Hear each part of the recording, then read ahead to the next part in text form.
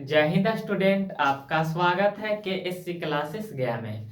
आज का टॉपिक है, हम लोग पढ़ेंगे कोशिका के प्रकार के बारे में। और कोशिका दो तरह का होता है, एक का नाम क्या है तो प्रोकैरियोटिक कोशिका, और दूसरा का नाम क्या है तो यूकैरियोटिक कोशिका। दोनों को साथ में समझाते हैं ताकि आपके अंदर कंफ्यूजन ना रहे। जरा ध्यान से देखिएगा, बताओ प्रोकैरियोटिक के पहले का अक्षर का है पा, तो बताओ पाफा बाबा में कितने अक्षर होता है तो 5 गो। क्लियर। अब बताओ यहाँ क्या है पहला अक्षर या, बताओ 11 लावा में टोटल 11 गो अक्षर होता है कि नहीं। तो बताओ छोटा कौन नजर आ रहा है 5, तो मेमोरी में सेट कर लो कि पृथ्वी पर जितना प्रकार के छोटा छोटा जीव पाया जाता है, पृथ्वी पर जितना छोटा छोटा छोटा को सूक्ष्म भी कह सकते हैं, तो पृथ्वी पर जितना सूक्ष्म या छोटा जीव पाया जाता है वो सब प्रोकैरियोटिक कहलाएगा। मेमोरी में सेट हुआ। अब बताइए बड़ा है, एक मतलब पृथ्वी पर जितना बड़ा बड़ा वैरायटी के जीव मिलता है वो सब के सब किस में आएगा, तो वो सब के सब आएगा किसमें तो यूकैरियोटिक कोशिका में। अब जरा ध्यान से सुनेगा, वह जीव जो इतना छोटा होता है कि जिसको हम लोग खुली आंख से नहीं देख पाएंगे, वो सब के सब किस में आएगा तो वो सब के सब प्रोकैरियोटिक कोशिका में आएगा। तो सबसे पहले क्या बताएं कि पृथ्वी पर जितना वैरायटी के जीव जंतु है उसमें से सबसे छोटका जिसको खुला आंख से नहीं देख पाएंगे वो क्या कहलाएगा प्रोकैरियोटिक। क्लियर। अब उसके बाद जरा ध्यान से समझेगा, पृथ्वी पर जितना जीव जंतु पाया जाता है उसका आकार बड़ा हो और उसको हम लोग खुली आंख से क्या करेंगे तो खुली आंख से हम लोग उसको देख लेंगे, वो सब के सब किस में आएगा तो यूकैरियोटिक कोशिका में आएगा। अब जरा एग्जांपल बताते हैं, जैसे इसमें प्रोकैरियोटिक में सबसे पहला एग्जांपल का है जीवाणु। ई जीवाणु को हम लोग खुली आंख से नहीं देख पाते हैं, इसको सूक्ष्मदर्शी के मदद से देखते हैं। अच्छा बताओ, दही तो सब खाया होगा, तो दही में कच्चा कच भरल होता है का जीवाणु, जिसको बैक्टीरिया कहते हैं। वो हम लोग को नजर ना आता है, इसीलिए पकड़ के दही रोटी क्या करते हैं दबा देते हैं। क्लियर। उसके बाद एक और एग्जांपल याद रखना, नीला नील हरित शैवाल का, नील हरित शैवाल, ये भी किसका उदाहरण है तो ये भी किसका उदाहरण है तो ये भी प्रोकैरियोटिक कोशिका का उदाहरण है। क्यों? क्योंकि इसको खुली आंख से देख पाना मुश्किल है, मुश्किल नहीं है मतलब असंभव है। तो बता, जीवाणु नील हरित शैवाल ये सब के सब प्रोकैरियोटिक का उदाहरण है। उसके बाद बताओ यूकैरियोटिक में जिसको हम लोग खुली आंख से देख लेते हैं, तो सबसे पहला एग्जांपल मनुष्य, हम लोग एक दूसरे को देख पाते हैं ना, ये सब यूकैरियोटिक। हाथी, घोड़ा, बिल्ली, चमगादड़, तोता, ये सब के सब किसका उदाहरण है तो यूकैरियोटिक का। यहां तक बातें क्लियर। अब यहां से एक बात हर हाल में तुम्हें याद रखना होगा। याद क्या रखना है, जरा ध्यान से सुनेगा कि प्रोकैरियोटिक कोशिका में एक पॉइंट याद रखना है प्रोटीन के बारे में। उसका नाम है हिस्टोन प्रोटीन। उस प्रोटीन का नाम है क्या तो उस प्रोटीन का नाम है हिस्टोन प्रोटीन। उसका नाम क्या है हिस्टोन प्रोटीन। यहां से यही बात याद रखना है कि जिसमें हिस्टोन प्रोटीन होगा ओकरा में क्रोमैटिन बनता है, क्रोमैटिन बनता है। अभी क्या बताएं, बताएं यही कि जिसमें हिस्टोन प्रोटीन होगा उसमें क्या बनेगा तो क्रोमैटिन बनता है। लेकिन प्रोकैरियोटिक में हिस्टोन प्रोटीन होता है नहीं होता है। बताओ, प्रोकैरियोटिक में हिस्टोन प्रोटीन नहीं होता है तो क्या क्रोमैटिन बन पाएगा तो क्रोमैटिन नहीं बन पाएगा। ये वाला आपको याद रखना होगा। अब जरा ध्यान से समझेगा, यूकैरियोटिक में तो यूकैरियोटिक में हिस्टोन प्रोटीन होता है। यूकैरियोटिक में हिस्टोन प्रोटीन का होता है, हिस्टोन प्रोटीन होता है। अब बताओ हिस्टोन प्रोटीन है एकर मतलब एकरा में क्रोमैटिन भी का होगा, क्रोमैटिन भी बनेगा। इतना बात तुम्हें याद रखना होगा। यहाँ तक बातें क्लियर हुआ। तो सबसे पहले क्या बताएं, बताएं यही कि पृथ्वी पर जितना जीव जंतु पाया जाता है उसमें से सबसे सूक्ष्म जीव जिसको खुली आंख से नहीं देख पाएंगे वो क्या कहलाएगा, तो वो कहलाएगा प्रोकैरियोटिक कोशिका। और जैसे जीवाणु, नीलहरित शैवाल, ये सब किसका उदाहरण है, तो प्रोकैरियोटिक कोशिका का उदाहरण है। क्लियर। बताओ प्रोकैरियोटिक कोशिका में हिस्टोन प्रोटीन होता है, नहीं, तो क्रोमैटिन बनेगा, नहीं। अब यूकैरियोटिक किसको कहेंगे, तो पृथ्वी पर जितना जीव जंतु पाया जाता है जिसका आकार बड़ा होता है और उसको खुली आंख से हम लोग देख लेंगे तो वो क्या कहलाएगा, यूकैरियोटिक कोशिका कहलाएगा। जिसे जैसे कुत्ता, बिल्ली, चमगादड़, ये सब किसका उदाहरण है, तो यूकैरियोटिक कोशिका का उदाहरण है। अब बताओ यूकैरियोटिक कोशिका में हिस्टोन प्रोटीन बनता है, तो जरूर बनता है। और हिस्टोन प्रोटीन बनता है तो एक मतलब क्रोमैटिन भी ओकरा में का होगा, बनेगा। यहाँ तक बातें क्लियर हुआ। अब हम लोग पढ़ेंगे प्रोकैरियोटिक कोशिका और यूकैरियोटिक कोशिका में अंतर। अब क्या पढ़ेंगे, तो पढ़ना है हम लोग को प्रोकैरियोटिक कोशिका, प्रोकैरियोटिक कोशिका, प्रोकैरियोटिक कोशिका, और पढ़ेंगे यूकैरियोटिक कोशिका में अंतर, यूकैरियोटिक, यूकैरियोटिक कोशिका में अंतर पढ़ेंगे। जरा ध्यान से समझेगा, प्रोकैरियोटिक कोशिका और यूकैरियोटिक कोशिका में क्या पढ़ेंगे, अंतर। एकदम जरा ध्यान से समझने का कोशिश करना, हर एक बात बता देंगे। अगर इतना दिमाग में रहेगा तो निश्चित है सवाल छूटने की संभावना बहुत क्या है, कम है। लेकिन बशर्ते इतना तुम्हारे दिमाग में रहेगा तब। तो सबसे पहला बात तो ये तो दिमाग में आटा हुआ होना चाहिए कि सबसे छोटा कौन होता है, प्रोकैरियोटिक। अब बताओ बड़ा कौन होगा, छोटा कौन होगा, इसमें कंफ्यूजन ना होना चाहिए, क्योंकि इसको एकदम एक तरीका से बता दिए हैं। और अभी तुम भुला जाएगा तो समझो बड़ा दिक्कत है। अब जरा ध्यान से सुनेगा। बताओ सबसे छोटा कौन होता है, प्रोकैरियोटिक, और बड़ा कौन होता है, तो यूकैरियोटिक। तो सबसे पहला बात याद रखना है कोशिका भित्ति के बारे में। सबसे पहला बात का याद रखना है तो कोशिका भित्ति के बारे में। अब सबसे पहले समझो ये कि कोशिका भित्ति किसको कहते हैं, कोशिका भित्ति किसको कहते हैं। बताओ हम लोग के शरीर में का है, हड्डी, और हड्डिया के ऊपर का है, ये क्या है, चमड़ा। तो हड्डिया को झाके के काम कौन कर रहा है, त्वचा, चमड़ा। तो मान लो यही का है कोशिका भित्ति। क्लियर। बताओ कोई पौधा में से पौधा के एक टहनी को तोड़ता है और टहनी के ऊपर जो बोकालवा होता है वो क्या कहलाएगा, कोशिका भित्ति। क्लियर हुआ या नहीं, हाँ या ना। तो जरा ध्यान से सुनेगा, प्रोकैरियोटिक में भी कोशिका भित्ति होता है और यूकैरियोटिक में भी कोशिका भित्ति होता है। लेकिन प्रोकैरियोटिक के जो कोशिका भित्ति होता है ना वो प्रोटीन का बना होता है। किसका बना होता है, तो वो प्रोटीन का बना होता है। अब प्रोटीन के साथ साथ वो कार्बोहाइड्रेट का बना होता है। किसका बना होता है, प्रोटीन का भी बना होता है और कार्बोहाइड्रेट का बना होता है। प्रोटीन का भी बना होता है और कार्बोहाइड्रेट का भी बना होता है। ये वाला बातें क्लियर हुआ, हाँ या ना। यूकैरियोटिक में भी कोशिका भित्ति होता है लेकिन इसकी कोशिका भित्ति सेलुलोज का बना होता है। इसका कोशिका भित्ति किसका बना होता है, तो सेलुलोस का बना होता है। सेलुलोस बोलते हैं लेकिन लिखल जाता है सेलुलोज। क्लियर, हाँ या ना। सबसे पहले बताएं कोशिका भित्ति। तो बताओ प्रोकैरियोटिक की कोशिका भित्ति बना होता है किसका, तो प्रोटीन का और कार्बोहाइड्रेट का। उसके बाद यूकैरियोटिक की कोशिका भित्ति बना होता है किसका, तो सेलुलोज का। उसके बाद अगला बात याद रखना है माइटोकॉन्ड्रिया के बारे में कि माइटोकॉन्ड्रिया, पहले ये जानो कि माइटोकॉन्ड्रिया का काम का याद रखना, माइटोकॉन्ड्रिया। अब जरा ध्यान से सुनेगा, माइटोकॉन्ड्रिया का काम क्या है। तो ये माइटोकॉन्ड्रिया का काम का है, तो ये जीव जंतु के शरीर के अंदर होता है और ये ऊर्जा बनाने का काम करता है। क्या बनाने का काम करता है, ऊर्जा बनाने का काम करता है। ऊर्जा मतलब ताकत।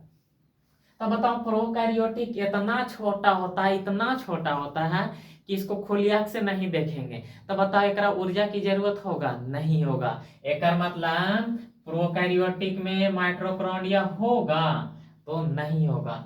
अब यूकैरियोटिक में तो बड़ा जीव जंतु आता है, तो बड़ा जीव जंतु को चलने घूमने के लिए, दौड़ने के लिए ऊर्जा की जरूरत होती है। अब ऊर्जा बनाने का काम कौन करता है? माइटोकॉन्ड्रिया। एकर मतलब यूकैरियोटिक में माइटोकॉन्ड्रिया होगा। काट कूट कर दी है एकर मतलब ना है। अब गुड मार दिए मतलब वो कर हमें वो है। क्लियर। अब उसके बाद अगला याद रखना अंतः परदावी जालिका। अगला का याद रखना अंतः परदावी जालिका। क्या याद रखना? अंतः परदावी जालिका। आप जरा ध्यान से समझेगा कि अंतः परदावी जालिका का काम क्या है। तो हमारे शरीर में खून होता है, लार होता है, उसके बाद शरीर में प्लाज्मा होता है, विभिन्न प्रकार के तत्व भी होता है, कैल्शियम हो गया, लोहा हो गया। तो ये सब तत्व को या खनिज पदार्थ को शरीर में एक जगह से दूसरे जगह ले जाने का काम कौन करता है? तो अंतःपर्दावी जालिका। क्लियर।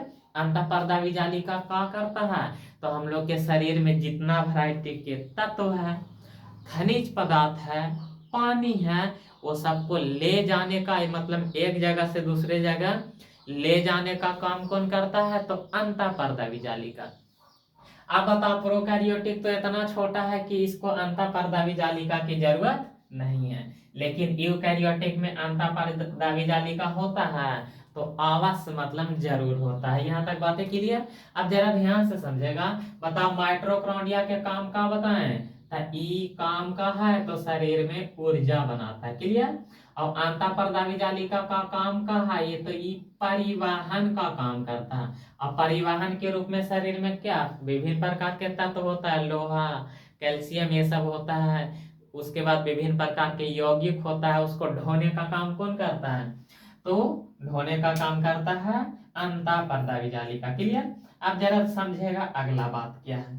इतना बात याद रहेगा तो यहाँ से जो भी सवाल बनता है आप हंसते खेलते बना दीजिएगा, और वो भी कन्फर्म याद होना चाहिए। उसके बाद अगला याद रखना है राइबोसोम के बारे में। क्या? राइबोसोम। तो राइबोसोम का काम का है, पहले ये जानो। ये राइबोसोम का काम है कि शरीर में प्रोटीन बनाने का काम कौन करता है? तो राइबोसोम। शरीर में प्रोटीन बनाने का काम कौन करता है? तो प्रोटीन बनाने का काम करता है राइबोसोम। तो प्रोकैरियोटिक में भी राइबोसोम होता है, यूकैरियोटिक में भी राइबोसोम होता है। तो ई बताओ छोटा है तो एकरा में तनिसुक राइबोसोम होता है। तो इसमें राइबोसोम होता है कितना? तो 70S। क्लियर। और उसके बाद यूकैरियोटिक में राइबोसोम कितना होता है? ये बड़का है तो एकरा में 80S राइबोसोम होता है। बताओ राइबोसोम का काम क्या है? प्रोटीन बनाना। यूकैरियोटिक में राइबोसोम 70S। प्रोकैरियोटिक में राइबोसोम 70S प्रकार के होता है, और यूकैरियोटिक में 80S प्रकार का होता है। क्लियर। उसके बाद अगला बात याद रखना है गोल्जी काय के बारे में। अगला क्या याद रखना है? अगला याद रखना है गोल्जी काय के बारे में। अगला क्या याद रखना है? गोल्जी काय। अब यहाँ से पहले ये समझो कि गोल्जी काय का काम क्या है शरीर में। तो गोल्जी काय का काम क्या है? तो हमारे शरीर में प्रोटीन बनाया कौन? राइबोसोम। बनाया या नहीं? उसके बाद हमारे शरीर में वसा भी होता है। तो प्रोटीन वसा को कोशिका से बाहर निकालने का काम कौन करता है? गोल्जी का। क्या बताएं? प्रोटीन और वसा को शरीर से बाहर निकालने का काम कौन करता है? गोल्जी का। तो गोल्जी का के काम याद हुआ। गोल्जी का के काम क्या बताएं? गोल्जी का के हम काम यही बताएं कि ई प्रोटीन और उसके बाद का वसा को कोशिका से कहाँ निकालता है? कोशिका से बाहर निकालने का काम करता है। कोशिका से कहाँ निकालने का काम करता है? तो बाहर निकालने का काम करता है। क्लियर हुआ? हाँ या ना? अब बताओ प्रोटीन और वसा प्रोकैरियोटिक में बनता है? नहीं बनता है। अब ना बनता है तो एकर मतलब कि गोल्जी काय प्रोकैरियोटिक कोशिका में होगा? नहीं होगा, क्योंकि ये इतना छोटा है कि इसको खुली आंख से देख ही नहीं पाएंगे। तो इसको प्रोटीन वसा की जरूरत है नहीं। अब प्रोटीन और वसा बनवे ना करेगा तो निकालेगा कहाँ से? यहाँ तक तो क्लियर हुआ। और गोल्गी का यूकैरियोटिक में होता है। इतना बातें मेमोरी में सेट हुआ या नहीं? अब जरा एक बार और समझेगा। सबसे पहले बताएं कोशिका भित्ति। तो बताओ प्रोकैरियोटिक के कोशिका भित्ति कौची के बनल होता है? प्रोटीन के और कार्बोहाइड्रेट के। और यूकैरियोटिक के कोशिका भित्ति बना होता है किसका? सेलुलोज के। क्लियर? उसके बाद माइटोकॉन्ड्रिया के बारे में बताएं। तो माइटोकॉन्ड्रिया ऊर्जा बनाने का काम करता है। और प्रोकैरियोटिक में माइटोकॉन्ड्रिया नहीं होता है और यूकैरियोटिक में होता है। उसके बाद बताएं अंतःपर्दावी जालिका। तो एक काम का है कि हम लोग के शरीर में जितना तत्व है, खनिज है, उसको एक जगह से दूसरे जगह ढोने का काम कौन करता है? परिवहन का काम कौन करता है? तो अंतःपर्दावी जालिका। और प्रोकैरियोटिक में नहीं होगा और यूकैरियोटिक में अंतःपर्दावी जालिका होगा। उसके बाद बताएं राइबोसोम। राइबोसोम का बनाता है? प्रोटीन। और उसके बाद प्रोकैरियोटिक में 70S राइबोसोम होता है और यूकैरियोटिक में 80S राइबोसोम होता है। उसके बाद का बताएं गोल्गी काय। ये गोल्गी काय का काम का है कि प्रोटीन और वसा शरीर में बनता है, लेकिन उसको कोशिका से बाहर निकालने का काम कौन करता है? तो उसको कोशिका से बाहर निकालने का काम करता है गोल्गी काय। यहाँ तक तो बातें क्लियर होनी चाहिए। उसके बाद प्रोकैरियोटिक में होता है, तो प्रोकैरियोटिक में गोल्गी काय नहीं होता है और यूकैरियोटिक में गोल्गी काय होता है। 5 अंतर बताए हैं। 5 अंतर में हर एक बात को बताने का प्रयास किए हैं। अब जरा ध्यान से समझेगा। अब इसके आगे आगे जरा सीखो आगे क्या है। उसके बाद अगला कितना 5 अंतर बता दिए। अब जरा ध्यान से समझेगा। अब हम लोग पढ़ेंगे छठा लाइसोसोम के बारे में। किसके बारे में? तो लाइसोसोम। लाइसोसोम। अब जरा ध्यान से सुनेगा। लाइसोसोम का काम का है कि हमारे अंदर जितना भी कीड़ा मकोड़ा जाता है, मतलब भोजन किए तो भोजन करते समय अपशिष्ट पदार्थ तो भी हमारे शरीर में जाता है। अच्छा ये बताओ, भोजन करता है तो भोजन पे मक्खी बैठा या नहीं? अब मक्खी कहाँ कहाँ बैठता है ये तुम भी जानता है। अब बताओ, मक्खी तुम्हारा भोजन पे बैठा तो कुछ गंदगी, कुछ कीड़ा मकोड़ा, सूक्ष्म जीव भोजन पे छोड़ दिया और भोजन को तुम खाता है, कहाँ भोजन चल जाता है? अंदर। तो बताओ, भोजन के साथ साथ अपशिष्ट पदार्थ भी अंदर गया, तो उस अपशिष्ट पदार्थ को मारने का काम कौन करता है? लाइसोसोम। क्लियर? इसीलिए इसको कहते हैं आत्महत्या की थैली। मतलब एकरा में जो कीड़ा मकोड़ा या सूक्ष्म जीव चल गया वो बच पाएगा? वो नहीं बच पाएगा। उसको मारने का काम कौन करेगा? तो उसको मारने का काम करता है कौन? लाइसोसोम। क्लियर? तो बताओ, आत्महत्या की थैली किसको कहते हैं? तो आत्महत्या की थैली कहते हैं लाइसोसोम को। आत्महत्या की थैली। आत्महत्या की थैली। आत्महत्या की थैली किसको कहते हैं? तो आत्महत्या की थैली लाइसोसोम को कहते हैं। अब ये तुम खुद बता सकता है कि प्रोकैरियोटिक में लाइसोसोम होगा कि नहीं। तो हंसते खेलते कह देना है कि प्रोकैरियोटिक में लाइसोसोम नहीं होगा, जबकि यूकैरियोटिक में पूरी तरह से कूट कूट के भरल होगा कौन? लाइसोसोम। बात याद हुआ? अब उसके बाद जरा ध्यान से सुनेगा। अब हम लोग पढ़ेंगे डीएनए के बारे में। किसके बारे में पढ़ेंगे? डीएनए। और डीएनए के बारे में बड़ी बढ़िया से जानता है या नहीं? अगर तुम गोरा है, तुम्हारा पत्नी भी गोरी है, तो जो बच्चा पैदा होगा तुम्हारा वो 100% गोरा ही पैदा होगा। तो किसका कमाल है? यही कमाल है डीएनए का। क्लियर? है या ना? तो डीएनए तो समझ में आया।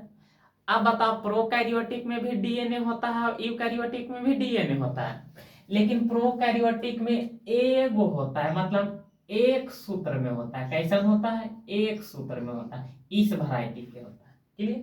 इस वैरायटी के होता है। लेकिन यूकैरियोटिक में भी डीएनए होता है, लेकिन दोहरे सूत्र में होता है। कैसा होता है? तो दोहरे सूत्र में। जरा ध्यान से सुने, इस तरह से होता है दोहरे सूत्र में, इस तरह का। क्लियर? हाँ यार, देखो ना, ई अकेले है, आई देखो एगो ई हो गया और एगो ई हो गया। मेमोरी में सेट हुआ? तो बताओ, डीएनए यूकैरियोटिक में होता है? हाँ।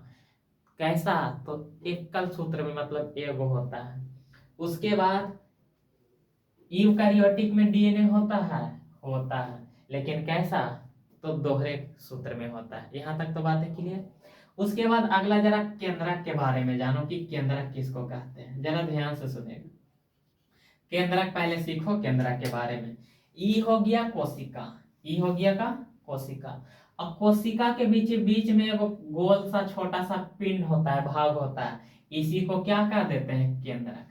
तब बताओ प्रोकैरियोटिक कितना छोटा होता है कि इसको देख ही ना पाएंगे, तब बताओ एकरा में केंद्रक होगा, इसमें केंद्रक नहीं होता है। जबकि यूकैरियोटिक में केंद्रक होता है। केंद्रक समझ में आया।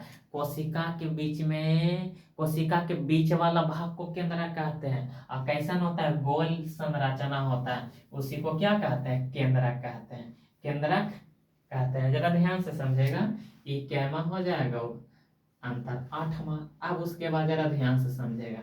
एक बात और याद रखना केंद्रक में, कि कोशिका का जब बंटवारा होता है, मतलब कोशिका का विभाजन जब होता है, उसमें सबसे ज्यादा योगदान कौन देता है, तो केंद्रक। क्लियर, क्या बताएं, कोशिका के विभाजन में सबसे ज्यादा योगदान कौन देता है, तो केंद्रक। उसके बाद अगला याद रखना सेंट्रियोल के बारे में। अगला क्या याद रखना, सेंट्रियोल। क्या याद रखना है, सेंट्रियोल के बारे में। अब पहले ये जानो कि सेंट्रियोल का काम क्या है। तो हमारे शरीर में जो कोशिका का बंटवारा होता है, मतलब कोशिका का विभाजन होता है, वो किसका काम है, सेंट्रियोल का। सेंट्रियोल का काम क्या है, कोशिका का विभाजन करना। जैसे सिंपल सा उदाहरण, हम लोग जन्म लिए होंगे तो छोटा थे, लेकिन कोशिका का बंटवारा होते होते आज इतना बड़ा हो गए हैं, 6 फीट के। हाँ ये ना, तो बताओ क्या बताएं कि कोशिका के विभाजन का काम कौन करता है, मतलब कोशिका के बंटवारा में मदद कौन करता है, तो सेंट्रियोल करता है। सेंट्रियोल के काम याद हुआ, क्या बताएं, ई कोशिका, कोशिका के विभाजन में क्या करता है, कोशिका के विभाजन में मदद करता है। बताओ सेंट्रियोल का काम क्या है, तो कोशिका के विभाजन में क्या करता है, मदद करता है। तो बताओ ये इतना छोटा है कि इसको देख ही ना पाएंगे, तो एकरा में कोशिका के बंटवारा होगा, नहीं होगा। लेकिन बताओ यूकैरियोटिक तो बहुत बड़ा होता है, तो एकरा में कोशिका का विभाजन होगा। क्लियर, इतना बातें क्लियर हुआ, हाँ या ना। अब जरा ध्यान से समझेगा, उसके बाद आगे बताते हैं। चलो 10वां यहीं पे बता देते हैं, 10वां अंतर क्या है। प्रकाश संश्लेषण तो बड़ी बढ़िया से समझता होगा, क्या, प्रकाश संश्लेषण। पेड़ पौधा अपना भोजन केकर मदद से बनाता है, तो प्रकाश संश्लेषण के मदद से बनाता है। केकर मदद से बनाता है, तो प्रकाश संश्लेषण के मदद से बनाता है। तो प्रोकैरियोटिक में भी प्रकाश संश्लेषण होता है और यूकैरियोटिक में भी प्रकाश संश्लेषण होता है। लेकिन प्रोकैरियोटिक के कौन भाग में प्रकाश संश्लेषण होता है, तो याद रखना थाइले फाइमा। क्या, थाइले काइमा। क्या याद रखना है, थाइले काइमा, थाइले काइमा, थाइले काइमा, थाइले काइमा। इतना बार बोल दिए, आपको याद हो जाना चाहिए। तो प्रोकैरियोटिक में प्रकाश संश्लेषण होता है कहाँ, तो थाइले काइमा में। अब याद रखना है यूकैरियोटिक में प्रकाश संश्लेषण कहाँ होता है, तो याद रखना क्लोरोप्लास्ट में। कहाँ, क्लोरोप्लास्ट में, क्लोरोप्लास्ट में, क्लोरोप्लास्ट। यूकैरियोटिक में प्रकाश संश्लेषण कहाँ होता है, तो क्लोरोप्लास्ट में होता है। एक बात और याद रखना, कोशिका विभाजन का याद रखना है, तो कोशिका विभाजन ये तो बढ़िया से समझता होगा कि कोशिका विभाजन केकरा कहा जाता है, कोशिका विभाजन। कोशिका विभाजन मतलब कोशिका का बंटवारा होना कोशिका विभाजन कहलाता है। तो कोशिका विभाजन प्रोकैरियोटिक में भी होता है, यूकैरियोटिक में भी होता है। लेकिन प्रोकैरियोटिक में कोशिका का विभाजन होता है अर्धसूत्री के रूप में। किस रूप में होता है, अर्धसूत्री। अर्धसूत्री का मतलब आधा बंटवारा, का आधा बंटवारा। तो बताओ क्या बताएं कि प्रोकैरियोटिक में भी कोशिका विभाजन होता है, लेकिन किस रूप में, तो अर्धसूत्री के रूप में होता है। और यूकैरियोटिक में भी कोशिका विभाजन होता है, लेकिन इसमें या तो अर्धसूत्री के में होगा या तो समसूत्री में होता है। क्या बताएं कि यही बताएं कि यूकैरियोटिक में भी कोशिका का विभाजन होता है, लेकिन किस रूप में होता है, तो अर्धसूत्री के रूप में होता है। अर्धसूत्री के रूप में होता है या तो समसूत्री के रूप में होता है। समसूत्री मतलब या तो सम अर्धसूत्री के रूप में इसमें कोशिका का बंटवारा हो, या तो इसमें समसूत्री मतलब दोनों में से कोई एक में होता है। कुछ यूकैरियोटिक जीव ऐसा है जिसमें कोशिका का विभाजन अर्धसूत्री की मदद से होता है। अब कुछ जीव ऐसा है जिसमें कुछ यूकैरियोटिक जीव ऐसा है जिसमें कोशिका का विभाजन किसकी मदद से होता है? समसूत्री की मदद से। अगर इतना बातें मेमोरी में दिमाग में सेट हुआ, और देखो कुछ नहीं, बैठ के तुम्हें याद करना पड़ेगा। याद करेगा, बार बार प्रैक्टिस करेगा, तो निश्चित है हर एक बातें दिमाग में सेट हो जाएगा और सवाल छूटने की संभावना बहुत कम होगा। लेकिन ऐसा कब होगा? जब पूरी की पूरी बात तुम्हें याद होगा। क्लियर? और यदि क्लास अच्छा लगा तो इस चैनल को जरूर से जरूर क्या कर देना, सब्सक्राइब कर देना और शेयर भी कर देना। उसके बाद कई तरह के सवाल चलता है तो कमेंट बॉक्स में छाप देना।